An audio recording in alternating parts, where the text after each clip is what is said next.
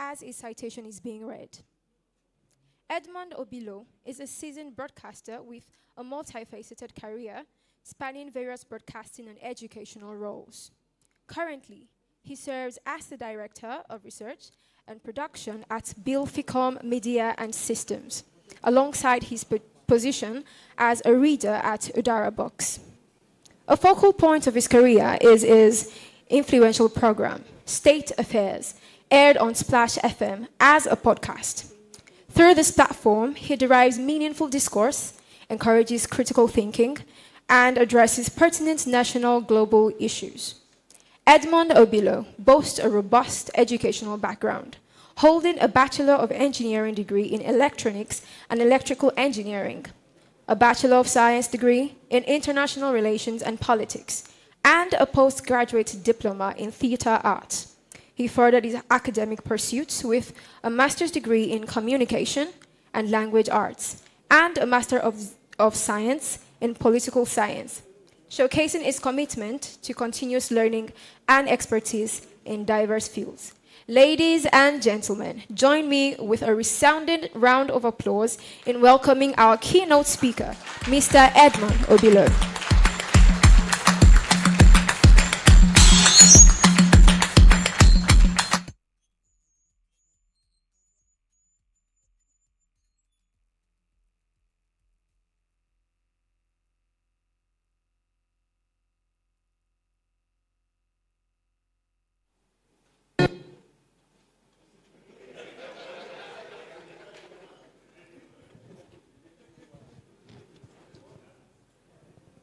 When I see young persons gather,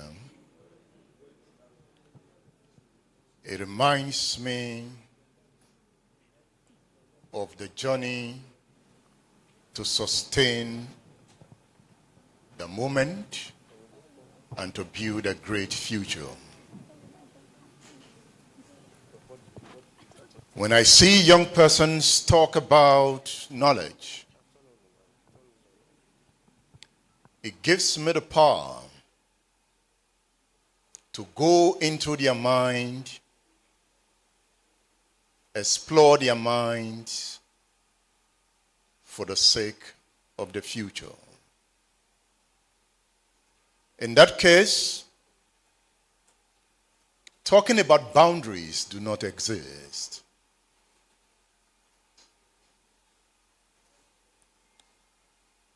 The world is flat. If you read the book by Thomas Friedman, you discover the opportunities you've got to change the world. As I often say, this is the age of the African.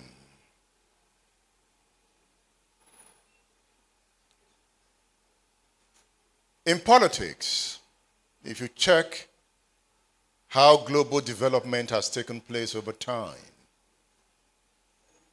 you can say it exists in a circle.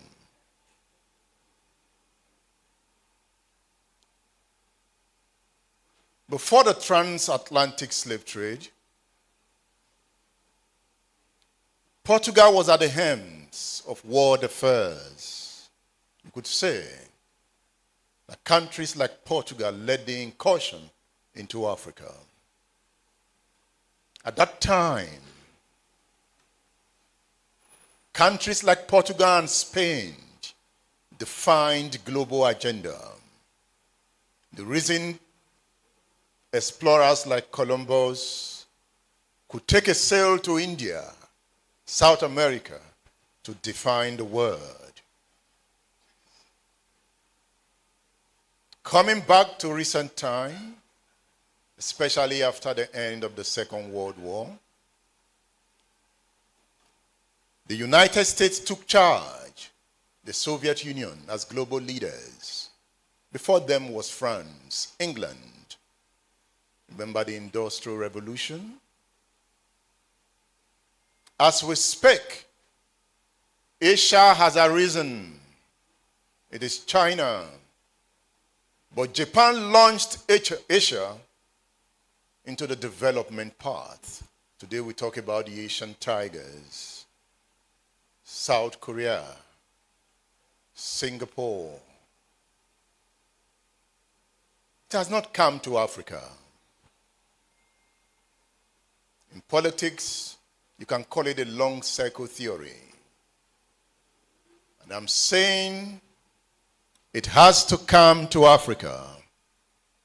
And it's this generation that will bring it. It's not about prayers. It's about the determination to explore the word. And as surveyors, you have the power. When I look at some geospatial data, when I look at the huge power obtainable from some geographic information system, I see how powerful you are as surveyors. You see from the top and you see from the ground. I don't know what you are doing with that vision. Prof has spoken about the technical details of the subject, beyond boundaries, geospatial solutions for global challenges. I don't want to delve into that.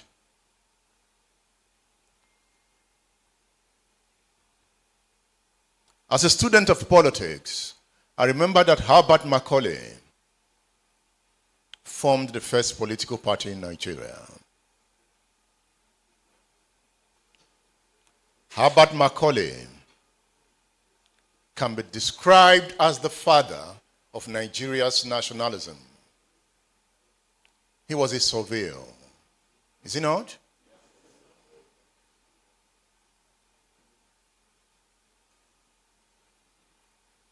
That means the Nigerian Institution of Surveyors can be described as one of the oldest organizations, professional organizations in Nigeria. I know that by 1934,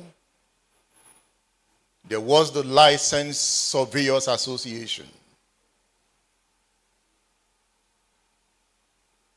So this group of professionals have come a long way. We should feel your impact. There are challenges to be solved, and you have to provide a solution.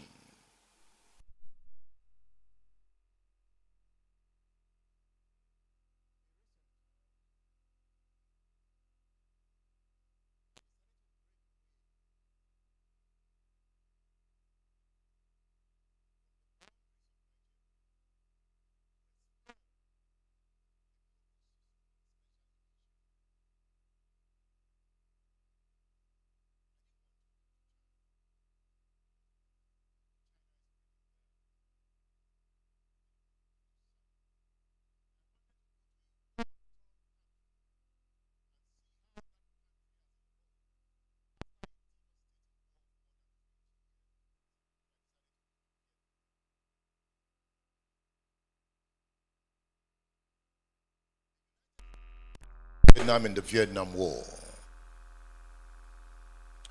France started the war and got tired, and the United States grabbed the war. J.F. Kennedy struggled with the war, and Lyndon Johnson struggled with the war. They fought for more than 20 years, but it was led by a man called Ho Chi Minh. So I wanted to go and see, what was it that defined the mindset of Ho Chi Minh? So I've come to you to talk about your mind. It's because of the mind of the African, the worldview of the African. That is why the African is backward. So I've come to charge your mind as a surveyor. If you check the newspapers this morning, there is hunger and starvation in the northeast of Nigeria. And government is looking for about $400 million to help save the situation.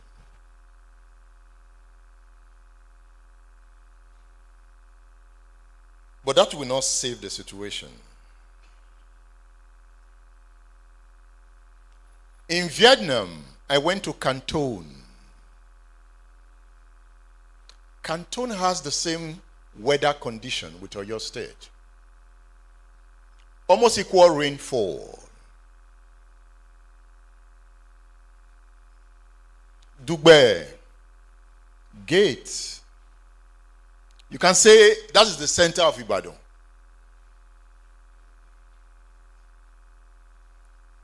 But the center of Canton can compete with cities in France in terms of infrastructure, in terms of urbanization.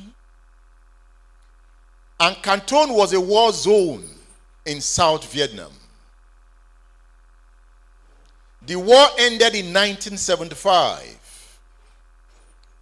From 1975 to this moment, Vietnam is on the rise to development. How? The Ho Chi Minh spirit has affected the people.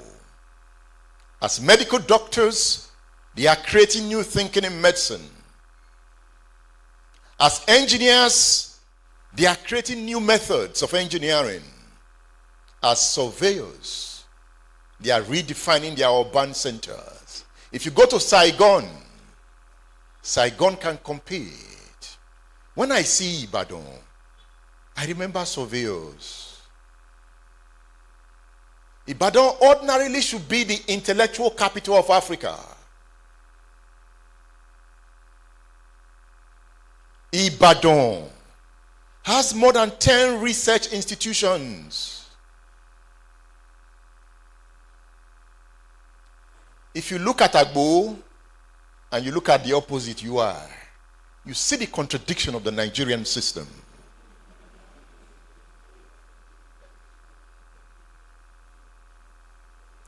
The state of Agbo defines the state of UI.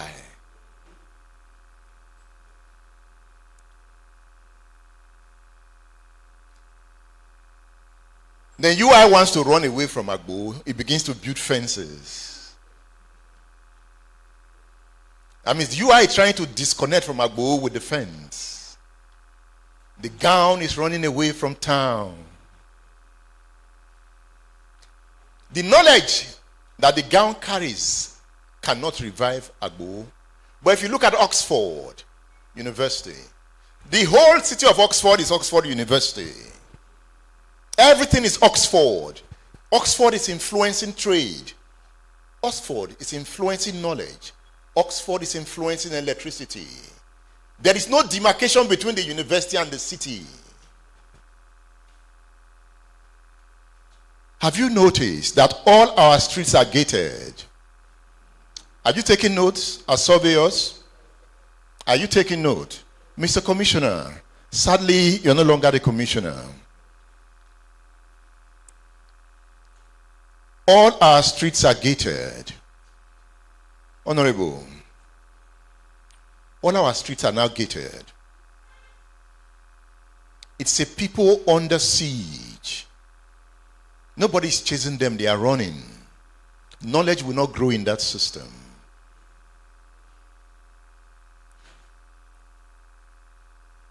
Why are they putting gates in their house, in the streets? Insecurity, they would say. Who are the criminals?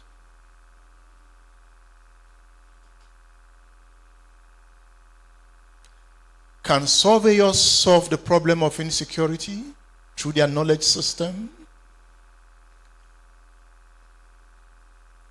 Yes, you can. Let me remind you of one of this.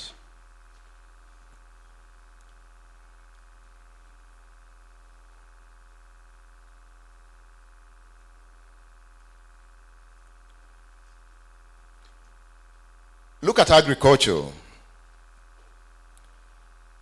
In agriculture and land management, geospatial technology is instrumental in optimizing crop production, improving soil health, and mitigating environmental risk. Precision agriculture techniques, including satellite-based monitoring, GPS-guided machinery, and drone imaging, enable farmers to monitor crop health, assess soil moisture levels, and apply inputs more efficiently. Small Israel can feed Nigeria. Israel is not up to Oyo State. In 1960, or before the 1960s, Awolowo had to travel to Israel to go and learn Israeli agricultural system, and came back with the idea of farm settlement.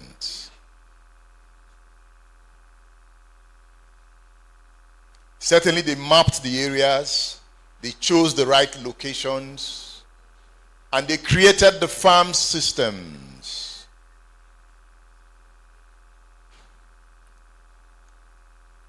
But we abandoned the systems. So recently I went to Fashola Agribusiness Hall. I also went to do my own kind of mapping. So I went with my drone. So I was watching my drone guy taking the drone shot of the area. Beautiful. Because Shea Makinde is doing something there. That's why I went there, to see. But I don't know how many surveyors have gone there to see. I have gone there as a media man to say I have a story to tell. If we focus on the agric system, we will produce food. People will eat. There will be employment. And we will reduce insecurity. And we will break down the gates.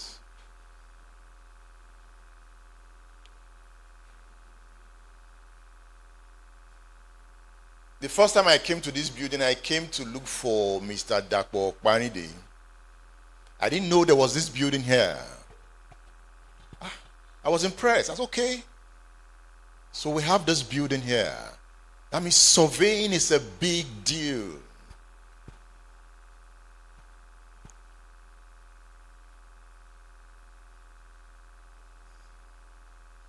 So this is my message for you.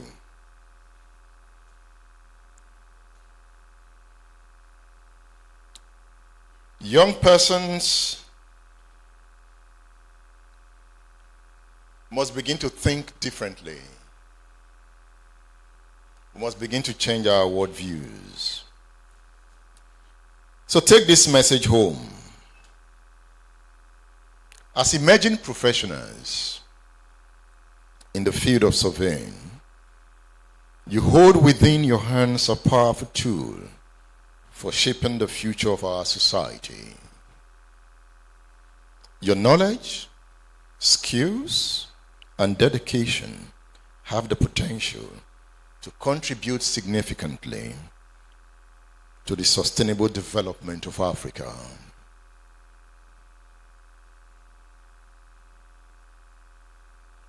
Dugbe, that business district, is dirty. I think there should be a campaign by young surveyors that we should begin to have beautiful cities. Our urbanization system is weak.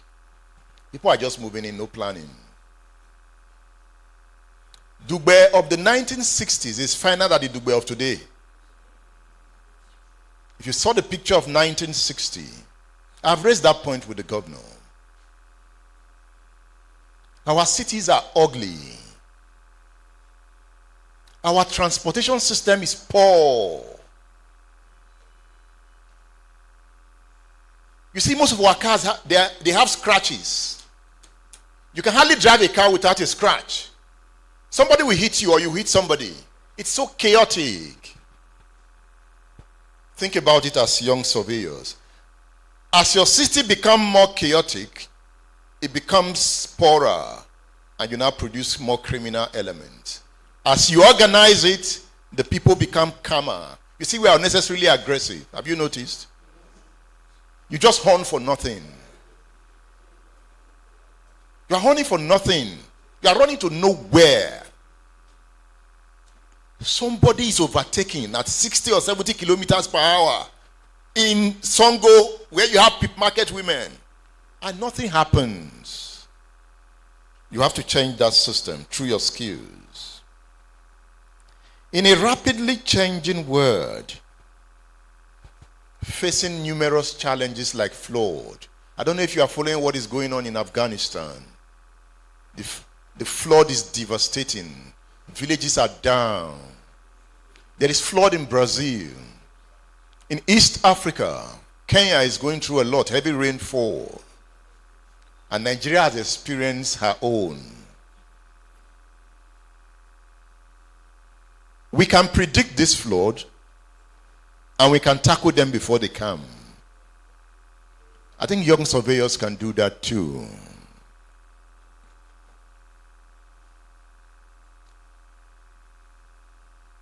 Environmental degradation.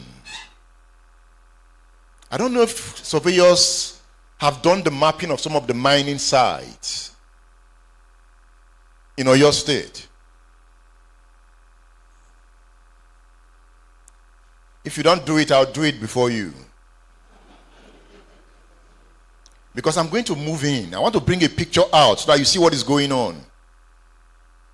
Our environment is being devastated through illegal mining. Our communities are being destroyed like it happened in Ogoniland.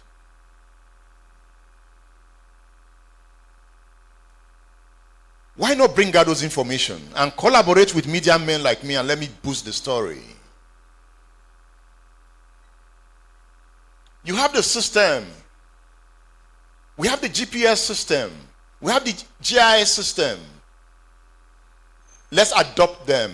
I love technology. I'm a technology man. I love tech. My first degree was electrical and electronics engineering. It has never left me. Sometimes people say, oh, it's a media man. I am first a science man. So what I do in media is what I call human engineering. You know, I'm tweaking your mind. And I go home, I'm calculating it. I measure it. I like data. As I'm talking to you now, something inside me is measuring how you feel. How do you feel?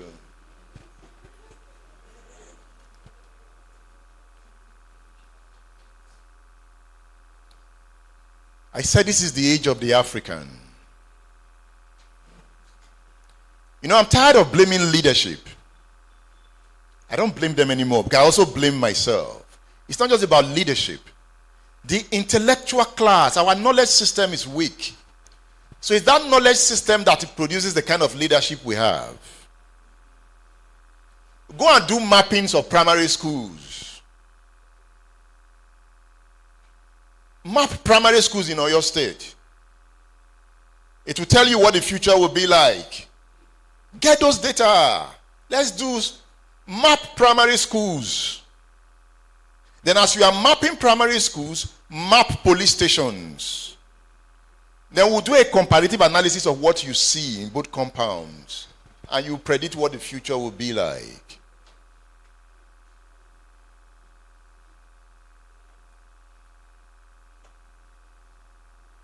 I was in Ife not too long ago. I think we had a meeting with the Vice Chancellor. So one point I made to the Vice Chancellor, he said, the power of tech.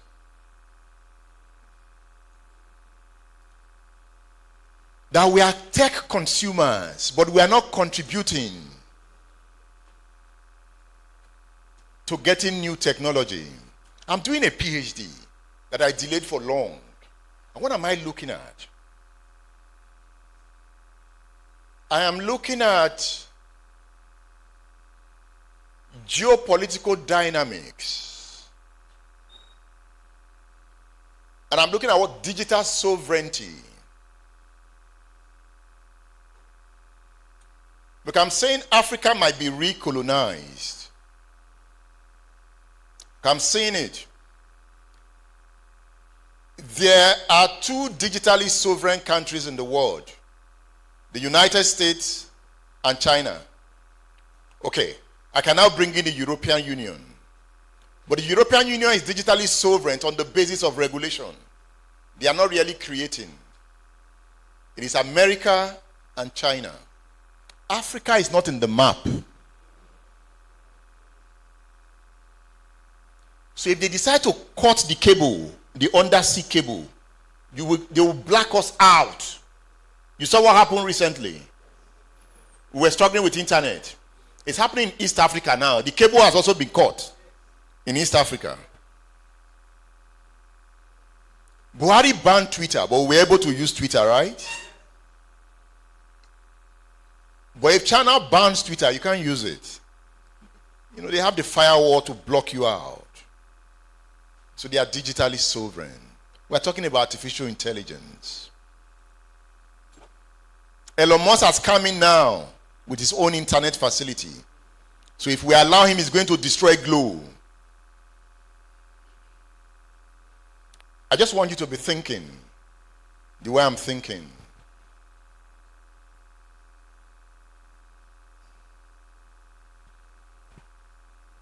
I'm just throwing this at you to keep your mind warm. You have the ability to understand and analyze the spatial dynamics of our environment. You have that ability to map out the contours of our land and to chart the course for sustainable development.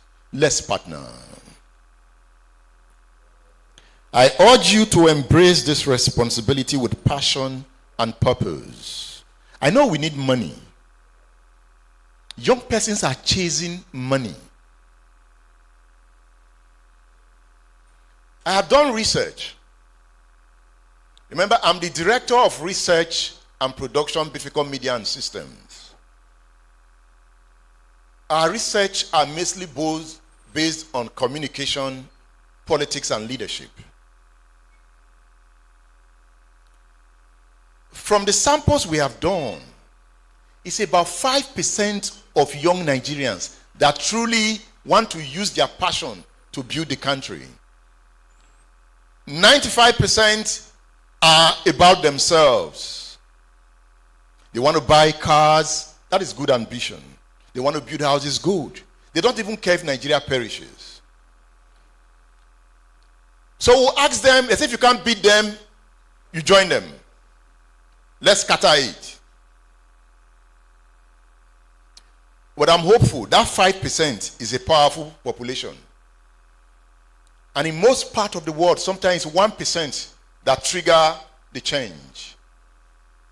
In most parts of the world, one man will just wake up, one woman will just wake up and just sell the message and move the crowd. We are getting to that point in Nigeria. I'm not talking about revolution. I'm talking about mind shift. If you carry out a revolution now, we will still be stuck. We are not going anywhere. We'll still be stuck. The same character we also govern. We need a total mind shift. He was talking about Yoruba. When we were in secondary school, it got to a point we were all looking for English names. Because we felt it was touche. It's colonial mentality.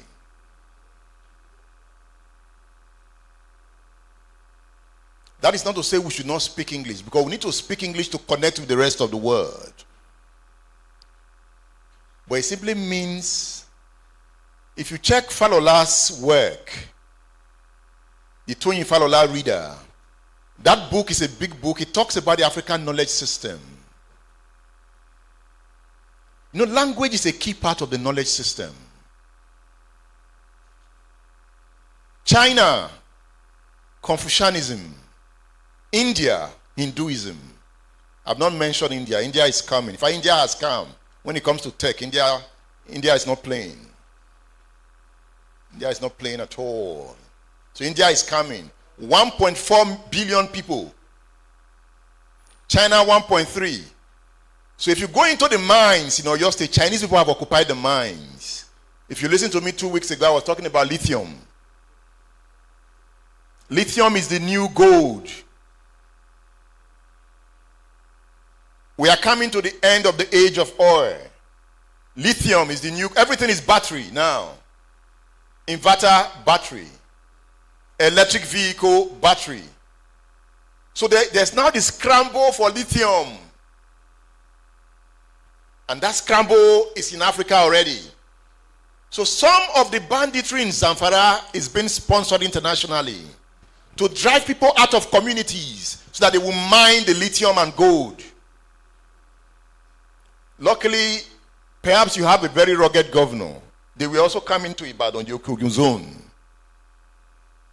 I think he's gradually taking them out. I don't know how he's doing it. I think the governor's eyes is on the ground. Because if you allow them in, you are going to see violence. Are you mapping it? Map it. Are you mapping your mind?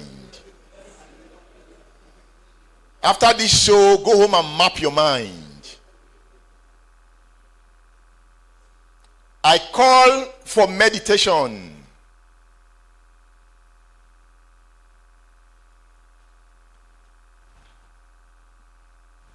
Professor Jide Kufoni, I call for mind mapping.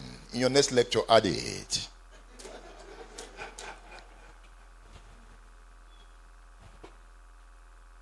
Honorable Shola Owolabi, I call for mind mapping. And you have the tool. You have the legislative house, through legislation, to map the minds of your people. Through laws that will lift them out of poverty. Honorable, map it.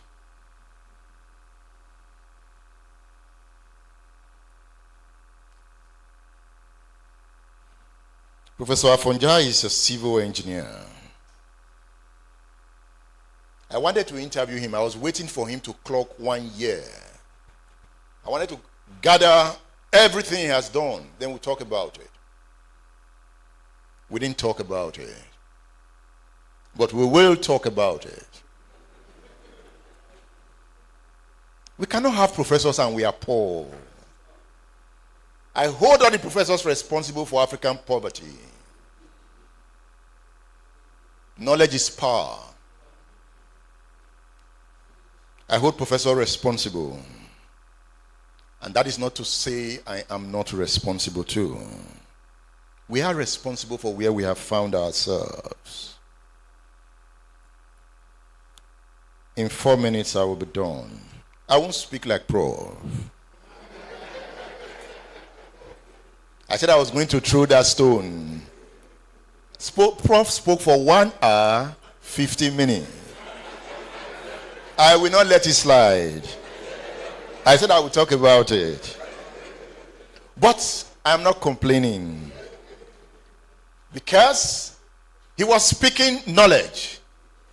Yes, he was speaking knowledge. Speaking knowledge. Prof, in our time, we'll build aeroplanes and we'll fly so high.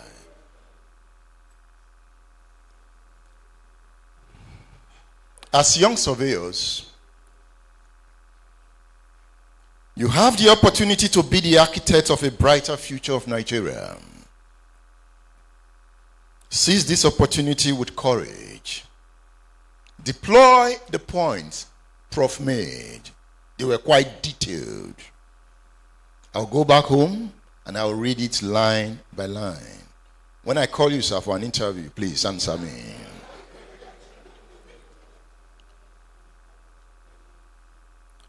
Together, let us build a society that is not only prosperous and resilient, but also sustainable and equitable for generations to come.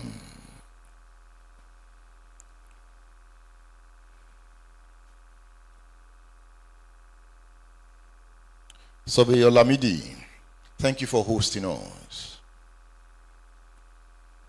I hand them to you. Always remind them to map their minds. Development comes from mind mapping. Read Lee Kuan Yew, from third word to first word. You saw a leader that consistently mapped his mind. Read Awolowo's Travails of Democracy. You see why Awolowo was a mind mapper. Awolowo called it mental magnitude. I'm calling it mind mapping.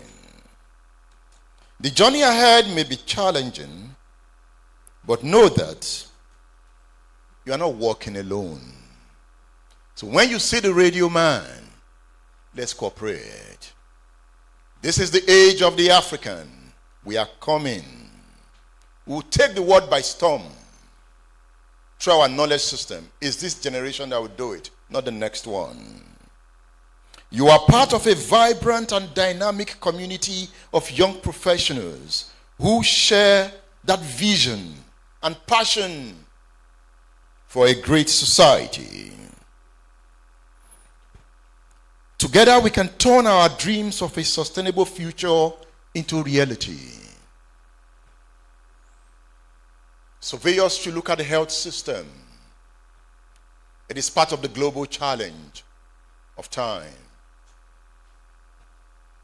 Look at the agricultural system, urbanization, infrastructure.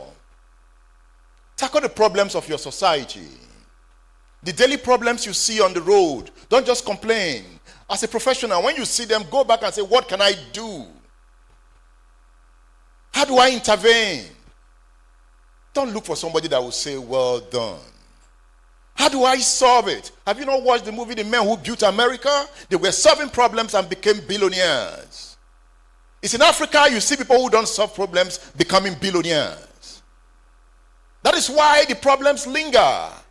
If you see Bill Gates, you will know why he has become a billionaire. You will see the technology that has come from his thinking. Africa produced billionaires who don't solve problems. Normally, wealth should come from problem solving. That is, you give value to society and you get something in return. And that is why you see they don't know how to use wealth. Because if you gain wealth through value adding, you will know how to deploy wealth for societal development. That is why capitalism thrived. It was about the individual becoming smart, changing society. Mark Zuckerberg was a student of Harvard. You know how many times he tried before Facebook came? What are you thinking?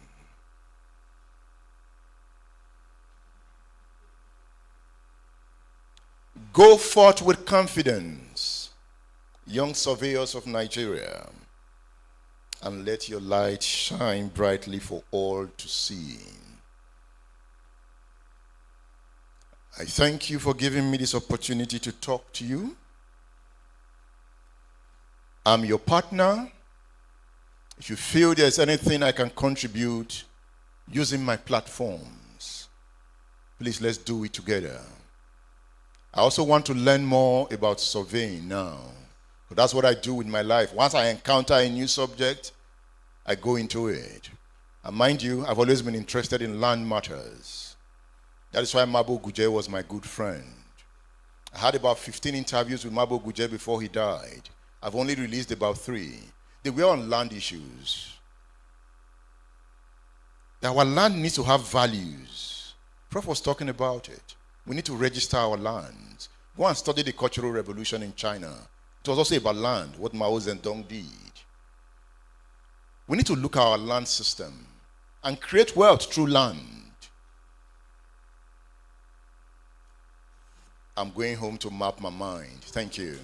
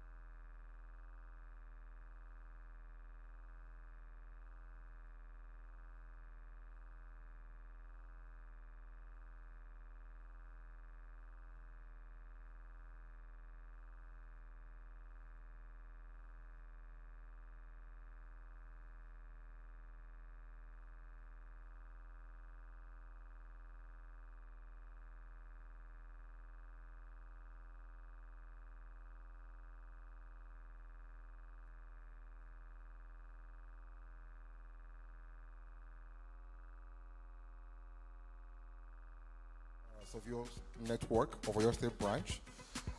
They are present to you a special recognition award for as a guest speaker at the Young Surveyors Network Oyo State Harvest of Ideas 2024. Thank you.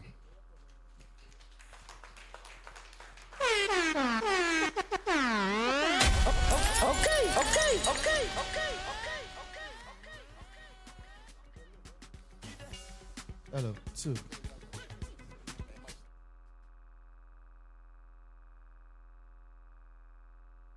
Congratulate the Surveyors Network, the Young Surveyors Network. Peter Ijaola, thank you. You know, when he came to my office with some of his colleagues, there's this feeling he brought. I still feel it. I will explain it to you when we see again. But Peter Ijaola is a star. Thank you. Thank you.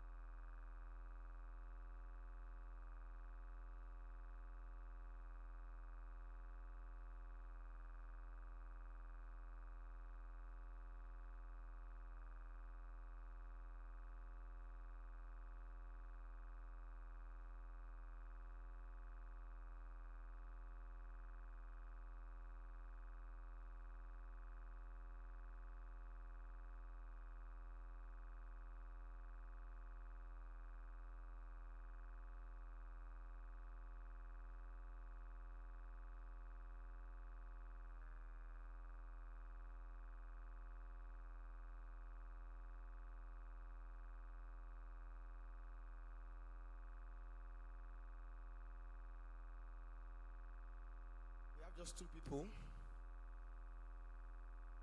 If you join them, you will pay fine. Oh. Come and join now. Thank you. Thank you. We have 4 now. I just need 5 people. We have 1 more person. Are you coming? We have 1 more person to join. Okay, good. Please. Sir?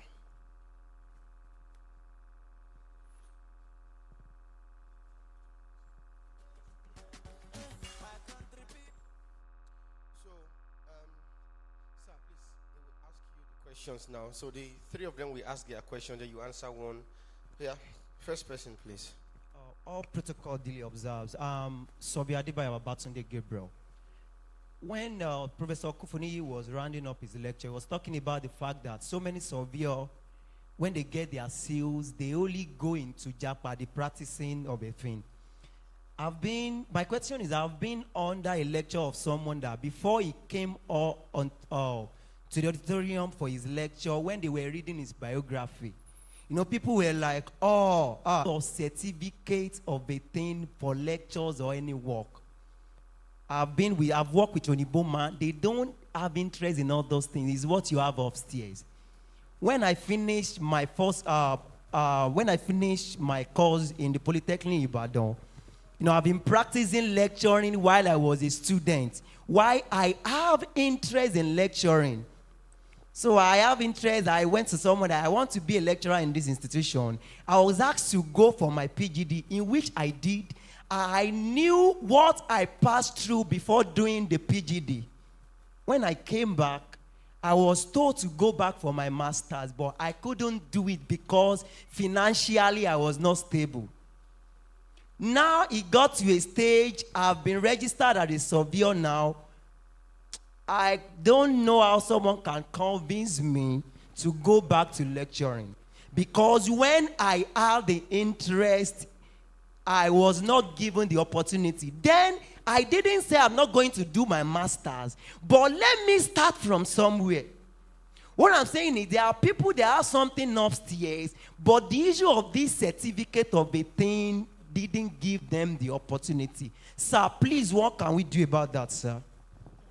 That's the first question. So he has noted it down. So the second question.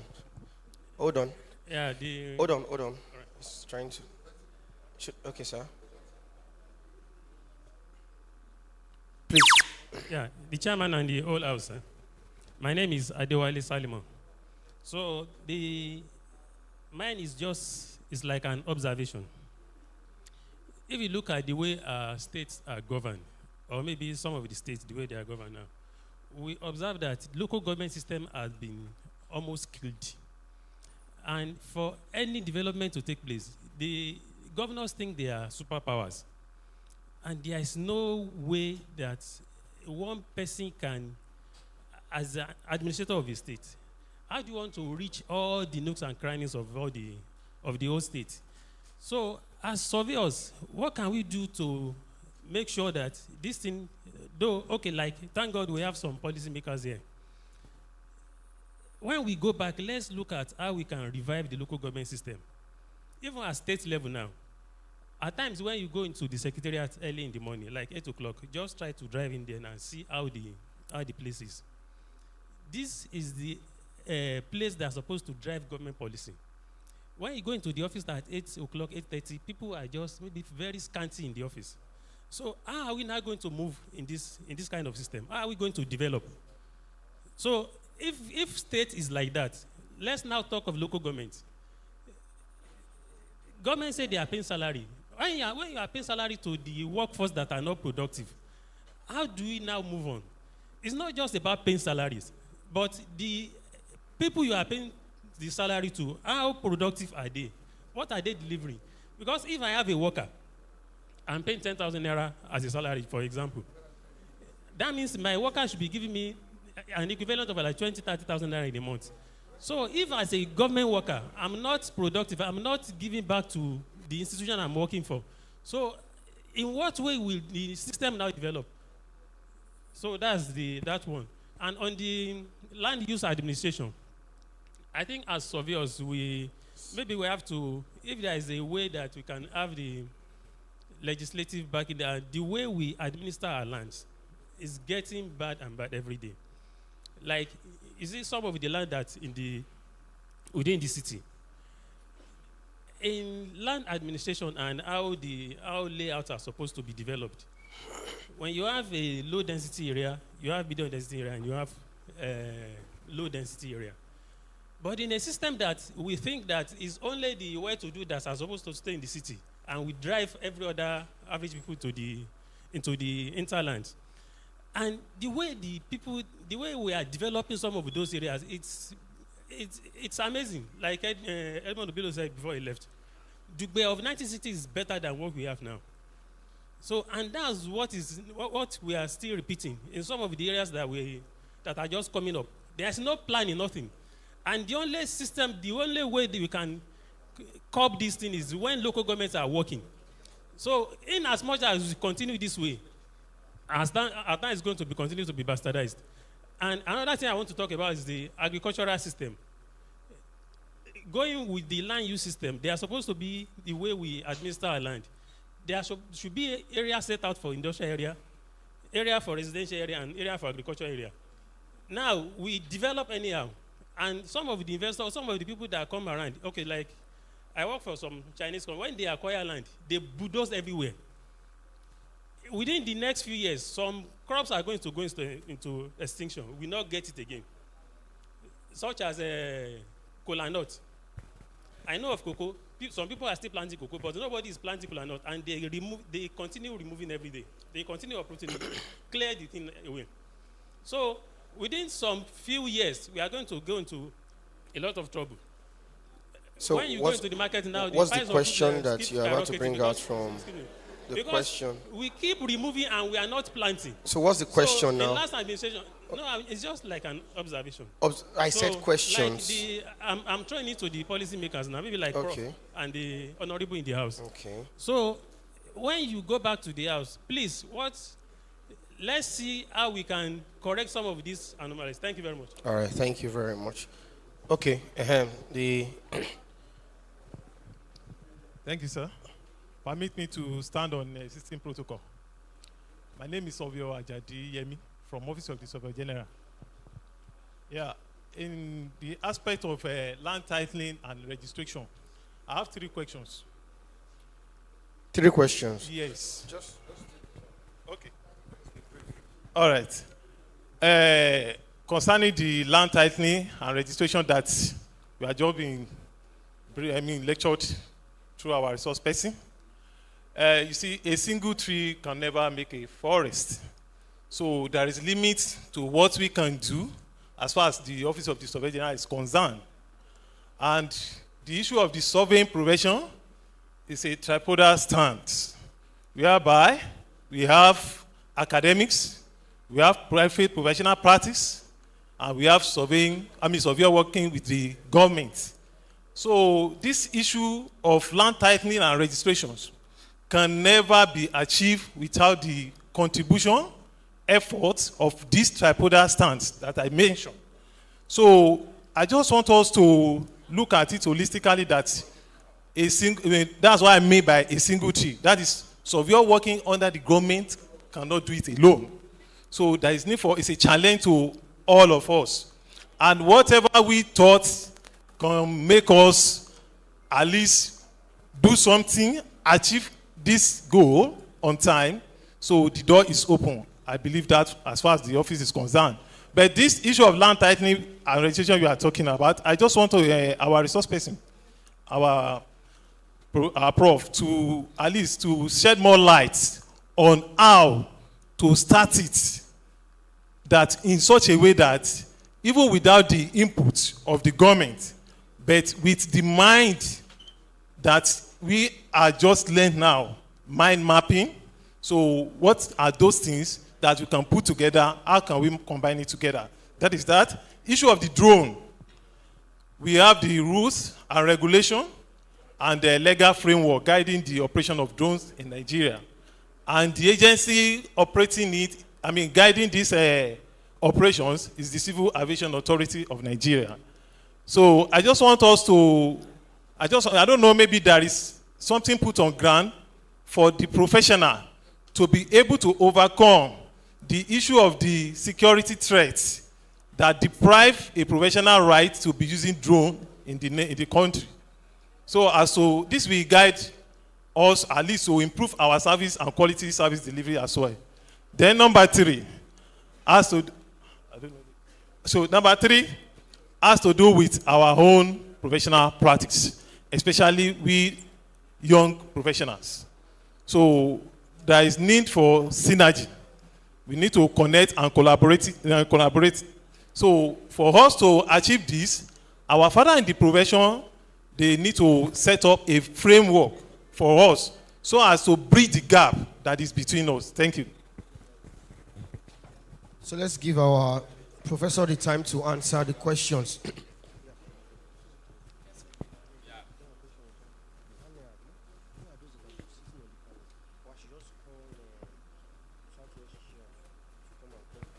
Thank you very much. Now, even before I try to answer the question, something that I think it was the guy that came for AWE also who talked about the need to ensure that Yoruba language doesn't die in the institutions.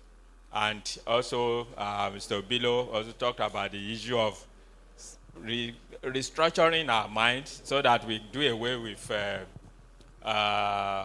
inferiority complex of thinking of everything from outside is better. Just two quick examples. I used to have an English name. Many people will not know.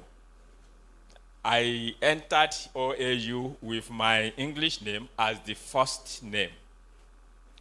By the time I graduated, I moved it to the middle name. When I graduated, I dropped it. So they will always say, the name is good, not that it's not good, but there's a Yoruba version for it, Godwin. So I said, why didn't my father call me Oluwasegun? Why Godwin? Does it have to be English? So none of my children had English name. Now the fact is that we need to actually look at all these issues. Why do we pride ourselves with English name here and there? No, there's no. Use your Yoruba name, and then the Yoruba language itself. When I used to speak English even to my children. Then in Netherlands one day, a friend, a Nigerian who was staying in Germany, married to somebody from Latin America. So he came to greet me. But before then, we were chatting in the hostel. Myself, an Igbo chap in the same class, and somebody from Benue. You know, there was nothing we could speak other than English. So we were just chatting. Then the Japanese came. I said, I thought you people are from the same country. You know, they don't speak the English. For us, we think somebody is illiterate if he cannot speak good English. So he said, I thought you are all this. But before we could explain that, look, we have no choice. There's a Kenyan there. Extrovert. He said, you don't know them. You don't know the Nigerians. They are never proud of their country. They are never proud of their things. It's only English. It's only foreign things. I said, no. The reason is that we come from different regions. That is why we have. I told my wife, no English again from that day. And when the German friend came, he was speaking English to his children. Then I asked him, all right, why not Yoruba? He said the wife is actually from Latin America, so the wife insisted that she must speak her language to the children. And that in Germany, they were being taught with German. And that is only him that could teach, that could speak English to his children. I said, why do you think your children you must speak English to your children? They can learn that in school. Why don't you insist that you will also want to speak Yoruba to your people? So we pride ourselves as being, if you see somebody that Totabon, you say, he's an illiterate. He's an illiterate. No, honestly, I support what they said. You know, honestly, we can't move forward if we don't actually, there are so many things. We have a lot of leaves around our houses. We don't know the names. And then we have something on modern. They will say this kindergarten leaf is good for something is behind us. But because we don't know the name in Yoruba language. So I support your I think you also emphasize that, which is really very essential. Now going to Sofia Adebayo, who actually was just a comment. He had initial interest. But, and that time he wanted to go into academics, but he was discouraged because he was being asked for the certificate. Now, there are different entry levels in every institution, not only in Nigeria and so on. So the first one could be like graduate assistantship. The people could also enter as technologists and then change later and improve. So the problem at that time might be that the level that might have been available was not there, so he went for his postgraduate diploma, finished, and then they said, okay, they needed MSc again. That would be for full lectureship position. So, but it could have come in through graduate assistantship or as a technologist, which is also possible. So it's some regulations sometimes in the institutions usually don't give that flexibility. So the Sofia Adewale also is just an observation. How can we revive local government system? The only thing I would like to say for the local government issue is that we must ensure that every local government has registered surveyor in their employment. I doubt it if we have, I doubt it if that exists for every local government. And I think that is what we should discuss at survey coordination meeting, to ensure that let us map all the local government and see how many registered surveyors are there. And in institutions of learning, higher learning too, let us ensure that the Department of Capital Projects and so on must have a registered surveyor there, so that we can also have all these things in harmony.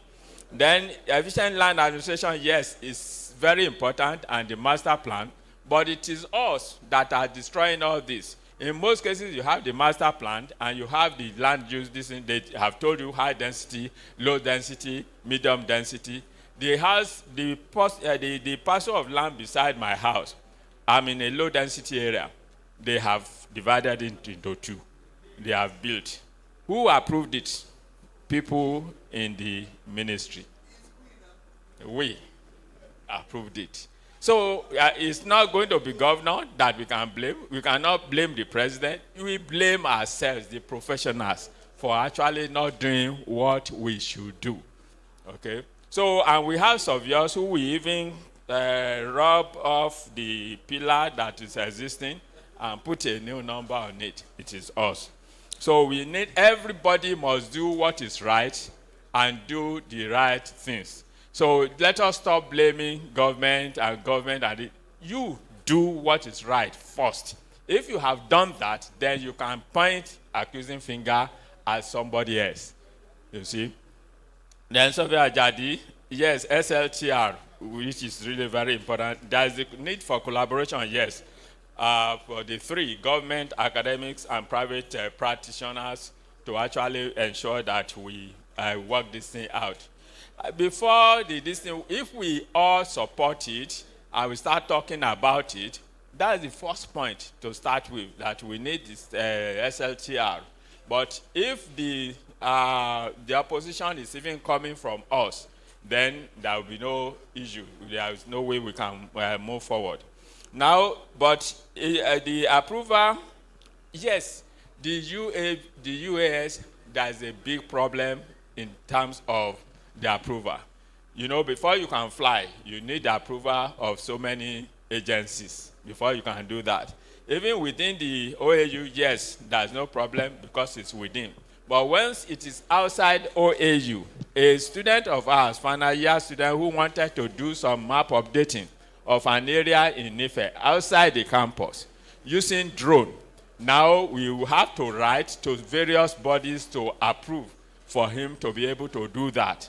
So this is where the offices of Surveyor General will need, at state and federal level, will need to assist, so that once we inform the Office of Surveyor General, the Office of Surveyor General will take the other things up, you know. So that's what we need to do. And I hope Surveyor Jadi will go back to the office to actually assist in this respect. We need to bridge the gap, yes, of course. These are comments, and we need to do that. So I don't know if I have left out any key question or comment. Thank you very much. Thank you very much, sir. Please put your hands together for our prof, sir. Thank you very much, sir. So we are moving forward. Please, I would like us to have one house as we go to the next item on this program. It's called the panel discussion. The panel discussion. So please, I will be inviting some of our guests up. Thank you so much for taking your time, sirs. Thank you everyone for staying till this time. We really appreciate your time spent. Thank you for taking out your time. And please, I would like us to have a focus on the panel discussion. If possible, you can pause the sharing of the refreshment for now, so that we can focus on that. Thank you very much. Okay, who will write noise maker? Makato.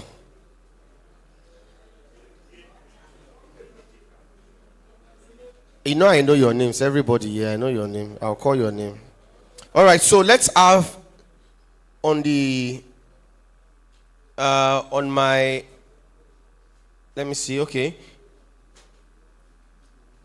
in the middle here, let's have Honorable Shola Owolabi. Please put your hands together for him.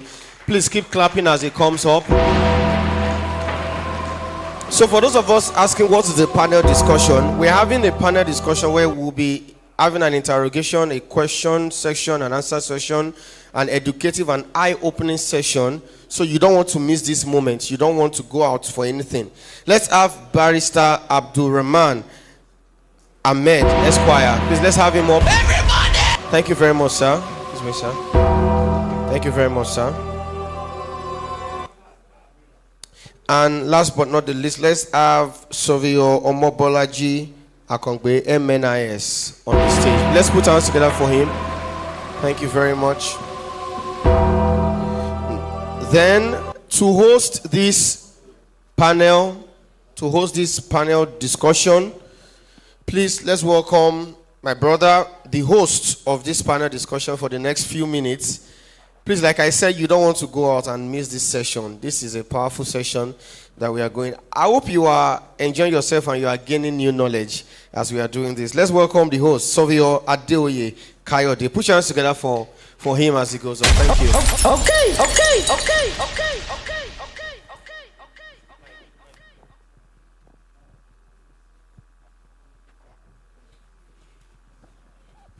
So thank you very much. We are all welcome. And what we want to discuss this afternoon has to do with data-driven governance. Data-driven governance, the role of professionals and politicians in the base of decision making. We want to see how data can enhance governance. And here today, we have a politician among us, a member of House of House of Assembly here in Oyo State, in person of Surveyor. Honorable Shola Owolabi. So thank you very much for coming. Okay, ordinary MNIS. Okay. And also we have Surveyor Omobolaji Akongbe. He will be talking from the view of the professional and as a data collector also. And also we have a barrister Ramon. Okay, barrister Ramon here with us. He will be looking at it with the legal mindset when we talk about data. And all of us knew that the data we are talking about here has a long way to do when it comes to decision making. And I will first ask the surveyor amongst them that we heard it in history that majorly the data we have that judges or that bring decision making has to do with Surveyor's General Office. In fact, they said during the era of the military administrators and governors, the Surveyor General are next in command. When there is a change in government during military administration, they will hand over all whatever they want to hand it over to the Surveyor General of the Surveyor General of the state. Is that true? And what is the role of Surveyor when it comes to data? Thank you very much. Firstly, I want to appreciate Young Surveyors Network for organizing this event. It's innovative and it's a mind-shifting conference that will make us to have another approach to how we acquire knowledge, harvest knowledge, and how we can drive profession to have impact in the society. Well, from what I know, I think that was during the colonial era, or the early 50s, 60s, when the head of government then is leaving, he will hand over to the Surveyor General of the Federation. And I think what informed such a decision is because of the pivotal role of surveyors when it comes to data in terms of security. And also, when you look at how can a nation or state be governed properly, data is required. You have to know what is the population of the people in that country. You have to know, if you have this information, how do you provide infrastructure to support this population? How do you feed the population? How do you educate the population? And how do you grow the economy of the nation? So it involves data, and which surveyor is pivotal in providing such data for them to be able to achieve and make such decisions. So thank you very much. I want to ask Honorable Shola Owolabi that how do the politicians use data? Most of your legislation, do you really use data? Thank you very much. There is no government that will be successful without the use of data. Data will give any particular government an analysis of what has happened in the past. For anybody coming into government, maybe as a new governor, maybe as a new president, as a new commissioner, as a new honorable member of the House, one of those things that guides you is learning from what has happened in the past before you are there. If anybody that has been on that seat has made some mistakes in the past with some steps, you want to know what are those steps. What was the mistake? Was it corrected? If it wasn't corrected, what are the detrimental effects on governance? So there is no way any government at any level that wants to be successful will not need data. Okay, let me ask you this so that you can answer it together. How do you gather your data as a politician? What is the yardstick? Thank you very much. There are many ways of solving a problem. When you have one problem, you can think of 10 ways of solving that problem. I will come a little bit down to be particular about the administration of Governor Abiodun Oluwaseyi Makinde. He's an engineer. One of those things that drive that government is data, logic, and facts. How do we gather those data? That's your question. There are some data that are gathered when we do community. There is something we do before budget proposal. We call it community engagement. We take it all around the states in different federal zones. Your state politically is divided into 7 zones. Ibadan is divided into 2 zones. The main city, the less city. We have the Oyo zone, we have the Okeogun zone. Okeogun is into 2 zones, Okeogun 1, Okeogun 2. We have the Ogbomoso and we have the Barapa zone. So before we prepare any budgets, in the past 5 years in Oyo State, we do consultation.